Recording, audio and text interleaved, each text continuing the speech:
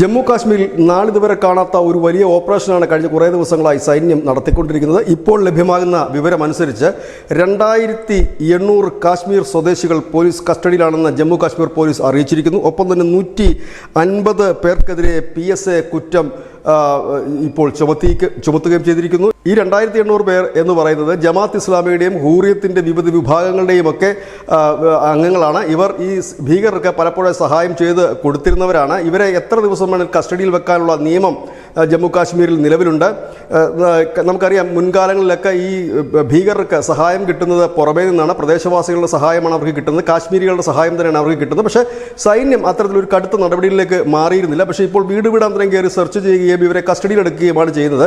കസ്റ്റഡിയിലെടുത്ത 150 പേരെയാണ് ഇപ്പോൾ PSA ആക്ട് പ്രകാരം അറസ്റ്റ് രേഖപ്പെടുത്തിയിരിക്കുന്നത്. അതിനിടയിൽ ഇന്നലെ ഈ ഭീകരർക്ക് ഭക്ഷണം എത്തിച്ച അനന്തനാഗിൽ ഭീകരർക്ക് ഭക്ഷണം എത്തിച്ച ഒരു യുവാവിനെ പോലീസ് കസ്റ്റഡിയിലെടുത്തിരുന്നു. പോലീസ് കസ്റ്റഡിയിൽ നിന്ന് യുവാവ് രക്ഷപ്പെടുന്നതിനിട്ട് ഒരു നദിയിലേക്ക് ചാടുകയും അവിടെ വെച്ച് മരണപ്പെടുകയും ചെയ്ത ഒരു വാർത്ത കൂടി വരുന്നു. ഇതിനിടയിൽ പാകിസ്ഥാൻ്റെ ഭാഗത്തു നിന്ന് അവർ റഷ്യയുടെ സഹായം തേടിയിട്ടുണ്ട്. ഒരു വലിയ യുദ്ധത്തിൽ നിന്ന് തങ്ങളെ കരകയറ്റണമെന്ന് ആവശ്യപ്പെട്ടിട്ടുണ്ട്. ഏതായാലും കാശ്മീരിൽ വ്യാപകമായി തന്നെ, അതായത് കാശ്മീരികളുടെ ഒരു വലിയ സഹായം ഈ ഭീകരവാദികൾക്ക് എക്കാലവും കിട്ടാറുണ്ട്. ഇപ്പോൾ അത് മറന്നേക്ക് പുറത്തു വന്നിരിക്കുന്നു എന്ന് മാത്രം. News desk, news India Malayalam.